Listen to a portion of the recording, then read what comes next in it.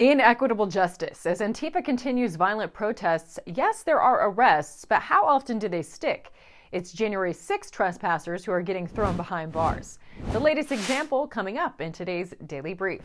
Also behind bars is Ghislaine Maxwell giving her first on-cam interview with some shocking claims. Plus, hypocrisy is on stage. Or in the air, rather. Learn about the gas-guzzling climate change Bill Gates tour. And another hypocrite in California, Governor Gavin Newsom's response to gun violence. Starting today with a January 6 protester who now faces life in prison. 62-year-old Richard Barnett was a nonviolent trespasser on January 6 who put his feet up on Pelosi's desk, according to Information Liberation. He's been found guilty on all charges related to that day by a jury of his peers. But was it a jury of his peers? One of Barnett's attorneys says they filed motions asking for a change of venue months ago and were denied, even though 96% of the D.C. jury pool voted for Joe Biden. He says the jury pool was purposefully poisoned by the partisan January 6 committee and President Biden's multiple public condemnations of MAGA Republicans. What did you mean by they're not your peers? They look like American citizens who went to jury duty and got called? So let me answer that question. That's a very simple discussion. Washington, D.C., number one, it's not a state. Number two, he's not surrounded by a jury of his peers, a jury of people from Arkansas, a place where he came from, or a jury that has a political composition of anything that's like the rest of the United States. Washington, D.C. is something like 95, 96% Biden voters, right? One of the charges Barnett faces is obstructing an official government proceeding, carrying a maximum penalty of 20 years in prison. Meanwhile, D.C. is currently working to lower penalties for carjackers, robbers, and armed felons in the name of fighting systemic racism. Barnett's lawyers say they have multiple appellate issues that they preserved and will litigate. Governor Kristi Leigh has her own issues with the January 6 committee. She says her personal cell phone was hacked and is blaming them, according to Blaze Media.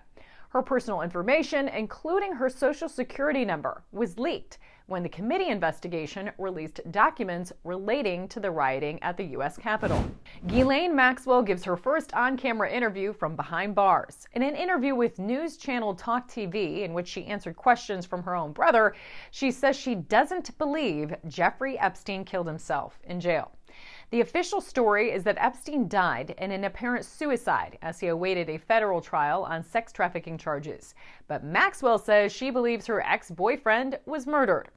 Western Journal also reports Maxwell claimed that a photograph of Prince Andrew, Duke of York, and Epstein trafficking victim Virginia Giuffre was a forgery.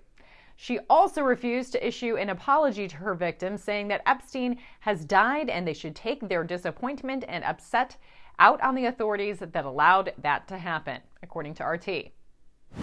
Bill Gates is on his climate change lecturing tour, flying around Australia on his $70 million private jet, according to InfoWars. The Microsoft founder is trying to drum up business for his breakthrough energy company, saying the reason climate change is worth investing in is because it's going to get worse. The potential for climate catastrophe doesn't appear to be enough for Gates to change his own behavior, however, as he burns around 1,700 liters of fuel per hour flying around.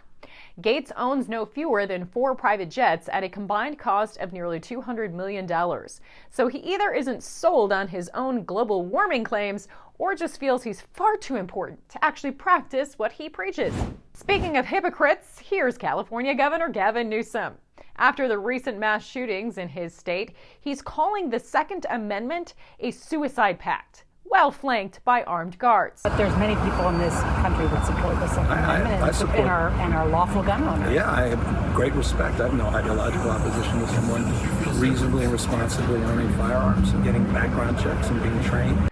But are existing laws even addressing the issues? According to law enforcement, the suspected attacker in the Monterey Park shooting used a modified pistol with a high-capacity magazine that is already illegal in the Golden State.